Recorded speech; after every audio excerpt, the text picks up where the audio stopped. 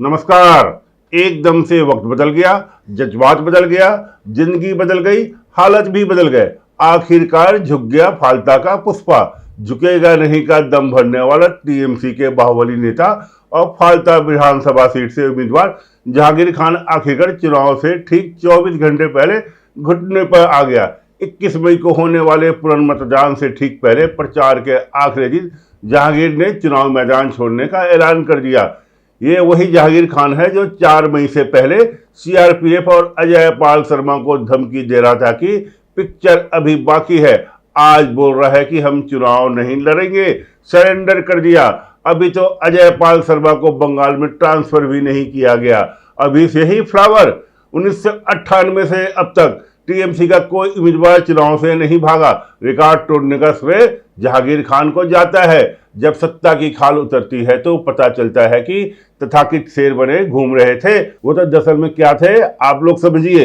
जो सत्ता जाते ही भाग खड़े हुए फाल्टा के बॉस ने जनता से लड़ने के बजाय मैदान ही छोड़ दिया।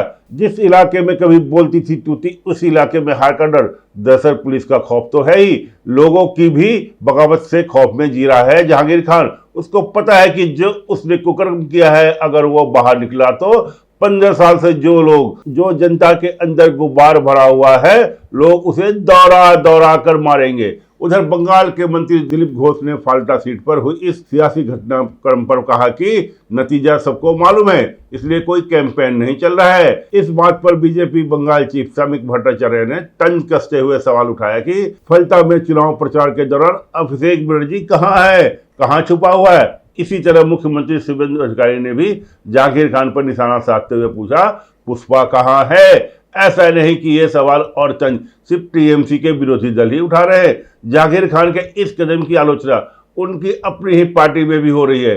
कुणाल घोष ने कहा कि वो पुष्पा है और पुष्पा झुकता नहीं कहता है तो फिर वो झुका क्यों। अब सवाल यह है कि जो खुद झुककर भाग गया वो किसका बॉस था और जिसने उसे भगाया वो असली बॉस कौन है। राज्य में भाजपा सरकार के मुख्यमंत्री शुभेंदु अधिकारी के स्पेशल पैकेज और उसकी सख्त चेतावनी के बाद जहांगीर का यह आत्मसमर्पण बंगाल की राजनीति में एक नए युग की आहट है। दिलचस्प बात यह है कि जहांगीर खान ने चुनावी मैदान से हटने की वजह मुख्यमंत्री शुभेंदु अधिकारी के फाल्टा के विकास के लिए घोषित विशेष पैकेज को बताया है, जबकि नामांकन वापसी की तारीख बीत जाने के कारण ईवीएम में उसका नाम दर्ज रहेगा। जहांगीर खान का राजनीतिक इतिहास हाल के दिनों में खासी चर्चा में रहा। विधानसभा चुनाव के दौरान डायमंड हार्बर पुलिस जिले के यूपी के आईपीएस अजय पाल शर्मा, जिन्हें सिंघम भी कहा जाता है, वो खुलेआम चुनौती देकर जहांगीर खान ने खुद को बंगाल को राजनीति का पुष्पा घोषित किया था। जहांगीर खान का असली डर यह है कि अब बंगाल में टीएमसी की सरकार नहीं है, कौन उसे बचाएगा। डर के मारे अभी कुछ दिन पहले ही वो भागा भागा हाईकोर्ट गया था। जज साहब के सामने गुहार लगा रहा था कि माई बाप मुझे बचा लीजिए। 15 साल से फाल्टा टीएमसी का मजबूत कर रहा है और जहांगीर खान इस इलाके का बेताज बादशाह बनकर बैठ रहा था। पुलिस उसकी थी, प्रशासन उसका था और कोई उसके खिलाफ बोलने की हिम्मत तक नहीं करता था। लेकिन 4 मई को सत्ता बदलते ही पूरा खेल पलट गया। अब पुलिस उसके खिलाफ एफआईआर दर्ज कर रही है, प्रशासन बदल रहा है और जो लोग उसके नाम से कांपते थे वह बीजेपी का झंडा लेकर सड़कों पर है। फाल्टा में वोटिंग के बाद जब टीएमसी की धमकी सामने आई तो बड़ी संख्या में ग्रामीण और महिला सड़क पर उतर आई, बीजेपी के झंडे लेकर रास्ते जाम किया और दोबारा चुनाव की मांग की। इलाके में सीआरपीएफ की भारी तैनाती करनी पड़ी। यह वह फाल्टा है जहां पहले कोई टीएमसी के खिलाफ सांस भी नहीं ले सकता था। अब समझिए कि फाल्टा सिर्फ एक विधानसभा चुनाव सीट नहीं, यह डायमंड हार्बर लोकसभा क्षेत्र का हिस्सा है जो टीएमसी महासचिव अभिषेक बनर्जी का संसदीय क्षेत्र है। और अभिषेक बनर्जी कौन? ममता बनर्जी का भतीजा। अभिषेक बनर्जी ने डायमंड हार्बर को अपना अवैध किला बनाया था और कहा था कि अमित शाह जैसे लोग 10 जन्म भी लेंगे तब भी मेरे डायमंड हार्बर मॉडल में सेंध नहीं लगा पाएंगे। लेकिन 4 मई को जब नतीजा आया और बीजेपी को बम्पर जीत मिला, चुनाव प्रचार के दौरान अभिषेक बनर्जी ने बीजेपी को बंगला विरोधी गुजराती गिरोह कहा था। अब उसी बयान पर उसके खिलाफ भी भड़काऊ भाषण का एफआईआर दर्ज हो चुका है। फाल्टा की रिपोर्टिंग अभिषेक बनर्जी के लिए इज्जत बचाने का आखिरी मौका था। डायमंड हार्बर में अभिषेक बनर्जी का राजनीतिक अस्तित्व पूरी तरह खत्म हो जाएगा क्योंकि उसके अपने लोकसभा क्षेत्र की विधानसभा सीटें एक के बाद एक हाथ से निकलती जा रही है। लेकिन हैरानी की बात यह है कि इतना सब कुछ दांव पर लगे होने के बावजूद अभिषेक बनर्जी फाल्टा में चुनाव प्रचार करने के लिए नहीं गया। फाल्टा 15 साल से टीएमसी का गढ़ रहा है और यहाँ का मुस्लिम वोट बैंक टीएमसी के पक्ष में रहता आया था। लेकिन इस बार समीकरण बदल गया। पहली बात कि बंगाल में बीजेपी की सरकार बन चुकी है और सत्ता का साया टीएमसी के ऊपर से हट गया है। जहांगीर खान को एक पोलिंग एजेंट तक नहीं मिल रहा था। वो समझ गया था कि मेरा क्या हश्र होने वाला है, इसलिए वो पहले ही भाग गया। जहांगीर खान का डर उसके समर्थकों में भी दिख रहा था। पहले जो काडर बूथों पर कब्जा करता था वो अब खुद एफआईआर से डरा हुआ है। लेकिन जहांगीर खान को चुनाव से हटना सिर्फ एक विधानसभा सीट पर जीत या हार नहीं था। फाल्टा का नतीजा डायमंड हार्बर का पावर स्ट्रक्चर अभिषेक बनर्जी की राजनीतिक कैरियर पर आखिरी कील होगी।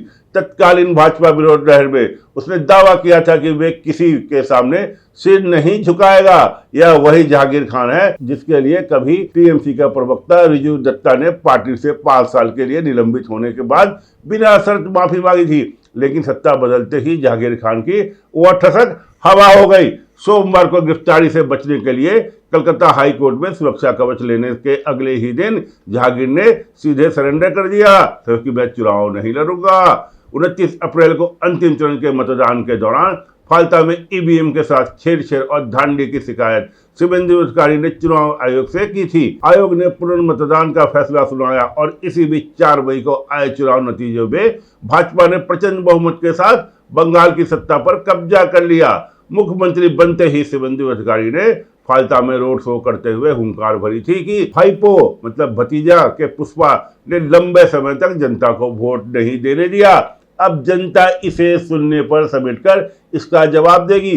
शुभेंदु की इस राजनीतिक घेराबंदी और कड़ी कानूनी कार्रवाई के खौफ के आगे जहांगीर टिक नहीं सका और घर पर प्रेस कॉन्फ्रेंस कर मैदान छोड़ दिया। जिसके बाद भाजपा खेमे में अबील गुलाल के साथ जश्न का माहौल है। वहीं बंगाल की सत्ता से हटते ही टीएमसी के भीतर का अंदरूनी लावा अब खुलकर सतह पर आ गया है।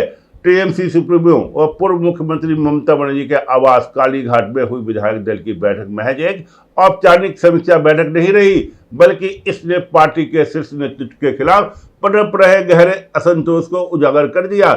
इस बैठक की सबसे बड़ी सुखवाद 15 विधायकों की रस्मी अनुपस्थिति और 3 कद्दावर नेताओं और विधायकों द्वारा सीधे राष्ट्रीय महासचिव ममता बनर्जी की कार्यशैली पे उठाए गए सवाल रहे। पार्टी सूत्रों के मुताबिक ममता बनर्जी ने पहले ही सख्त हिदायत दी थी कि किसी को शिकायत का केवल लिखित रूप में दिया जाए। इसके बावजूद बेलाघाट के विधायक कुणाल घोष, उलवेरियापुर के रिजम्बत बनर्जी और एंटाली के विधायक संजीव शाह ने एक ही गाड़ी में बैठकर कालीघाट पहुंचकर बगावत की नई स्क्रिप्ट लिख दी।